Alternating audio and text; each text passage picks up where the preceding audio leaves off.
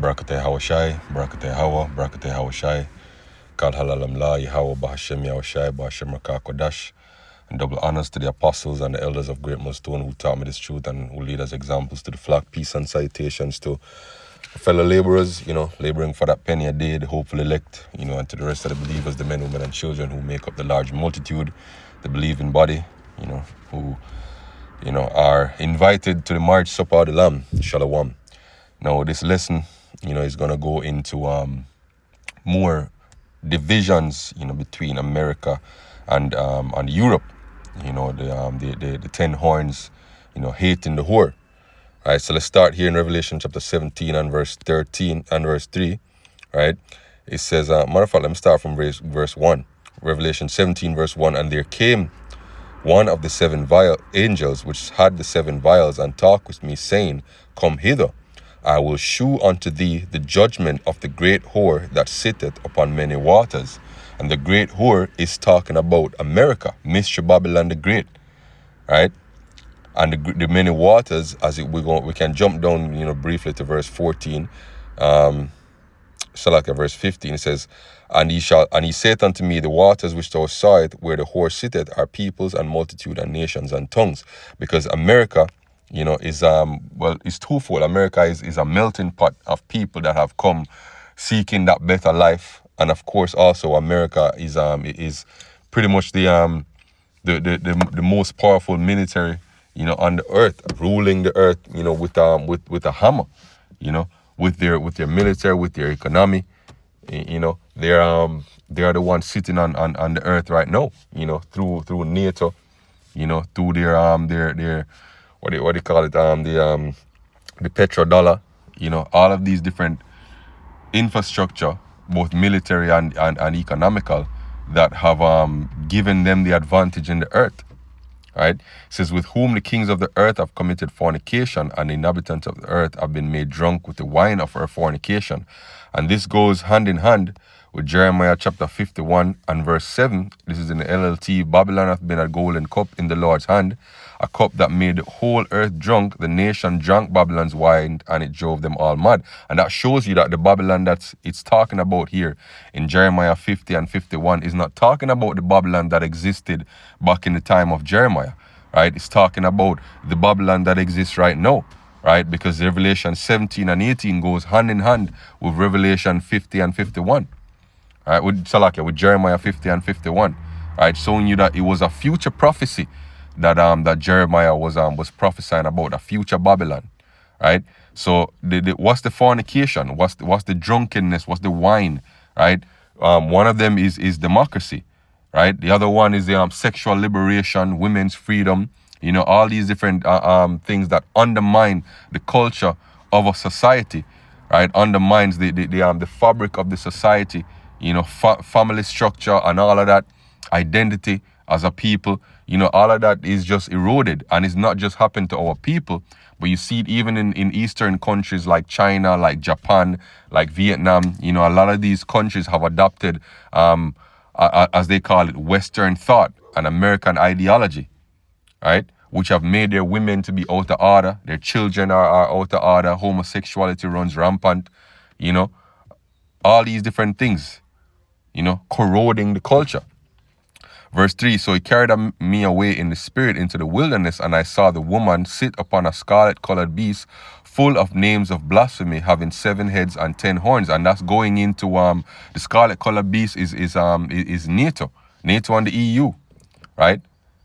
They are and the 7 heads and the 10 horns going into the original countries that made up the EU pact, that made up the Confederacy of Nations, that came out of the Second World War to really put America at the forefront, with treaties like the Bretton Woods Agreement and other things like that, right? That created the world order that we see today, right? The same world order that right now is collapsing, right? The one that put Europe as the bedrock, and then America as the country that sits upon that bedrock, and every other nation just fell into that order. But that's eroding, right? And one of the reasons why it's eroding is because America is pissing off her allies, is pissing off her European allies, which form the bedrock of her supremacy, right? And upon her forehead was a name written, Mystery, Babylon the Great, the mother of harlots and the abominations of the earth. And I saw the woman drunken with the blood of the saints. Talking about what? The North Atlantic, Salakia, not the North Atlantic, the transatlantic slave trade, the triangular trade. You know, the Israelites were brought over to America, you know, and they were subjected to brutal slavery. The Jim Crow era, the lynching era, you know, and it's not just, you know, the so-called niggers, you know, the Native American, the Trail of Tears, you know, all these different things, these different atrocities, you know, that have been perpetrated upon our people, right? And with the blood of the martyrs of Yahushua, when I saw her, I wondered with great admiration, right? And then I want to jump down, you know, so we know, you know, who the woman is, you know, jump down to verse 16, right? It says, and the 10 horns which thou sawest upon the beast, these shall hate the whore, and make her desolate and naked, and shall eat her flesh and burn her with fire. And that fire is thermonuclear missiles, right? For God has put it in their hearts to fulfill his will and to agree and to give their kingdom unto the beast until the words of God shall be fulfilled. And I saw the woman, and the woman which thou sawest is that great city which reigneth over the kings of the earth, right? So let's see another example of how America is messing with their relationship with her relationship with their allies, and her allies dropping them, yo. Right? So let's listen to this video. Fair use, fair use. France is dumping Zoom and Teams. Have you caught this one in your news? Oh yeah. This is actually, I only picked up on this earlier today, but it's huge, and it just made me think, this is really logical. Why isn't everybody doing this? So give us the background for our listeners. This was on ABC News, the particular article that caught my eye, and it was France's civil service. They're moving away from these big tech US-owned Zoom and Teams as an example for their video conference software. But there are actually a number of other examples. Austria, who I think have stopped using Microsoft Office, and Germany as well. So a lot of this kind of activity happening in the EU. Sensitive government organizations are concerned about digital sovereignty, data protection, things like that. And they're making moves to step away from the risk that incurs.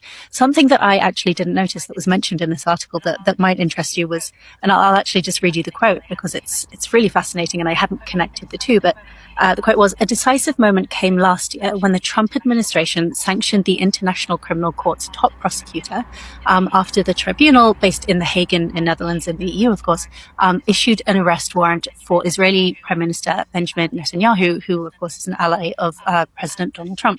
And the sanctions led Microsoft to cancel, Karim Khan was the prosecutor at the ICC. They cancelled his email, and that apparently was the sort of first move that started EU organizations being really, really concerned that potentially the US has almost a kill switch, where, you know, you kind of build infrastructure, it relies on these big tech companies, but actually, like exactly. That, they can take it away. So that's a big concern these EU nations know, right? So it gives you the example of the top prosecutor in the ICC, the International Criminal Court, that issued an arrest warrant for Benjamin Netanyahu, right? Because of the atrocities that he's committed in Gaza, right? And the US government sanctioned him, right? Sanctioned other top officials at the ICC as well. And those sanctions led Microsoft to cancel his email. So he had no more access to his email. So and then you have companies, right, that build their entire infrastructure around Microsoft Office, around Teams, around Zoom and things like that. And these are US-based companies. So what these European countries are realizing is that we are at risk, right? Our government services are built around these big US tech companies that makes us extremely vulnerable. What if we, right, as allies of America, do something that America doesn't like, right? Then they can just cripple our infrastructure by just cutting off our access to these tech companies, right? So that's leading them to think about digital sovereignty, right? As well as full what do you call that now? Military sovereignty, because the push for a European army has been growing louder and louder over the past few years, right? Especially this year, the need for diversifying their trade, to get trade from not just America but Eastern countries like China, Russia. They're trying to re-engage trades there, right? So this is an example, of America isolating themselves from their enemies, pissing off their enemies, and their enemies hating them even more and more, just like the scripture said, right? A lot of cybersecurity stuff this week, checking where we're good, where we're not so good, etc., etc. And here I am thinking, we've got to protect against outsiders coming in and compromising us. Microsoft could just switch us off. It's like, exactly. How do I plan for that? How do you plan for that when you build your infrastructure around this service, right? Microsoft also has a lot of cloud computing services that people use. Azure is one of the most used cloud computing services in the world. And then there's also Amazon AWS, which is also a US company. And many countries and companies use Amazon AWS and use Microsoft Azure services, right? So they will have to look into ways to wean themselves off these services. And that's not an easy task when you've built your entire infrastructure. I work in tech, so I know it's not an easy task when you've built your entire technical infrastructure around these services, right, and around these tech companies, to now wean yourself off of that. It's going to take years. It's not an easy task to do, right? Because you have to make sure that you don't disrupt your day-to-day operations while you're digging out the guts of your technical infrastructure, right? But the countries are realizing that this is a risk.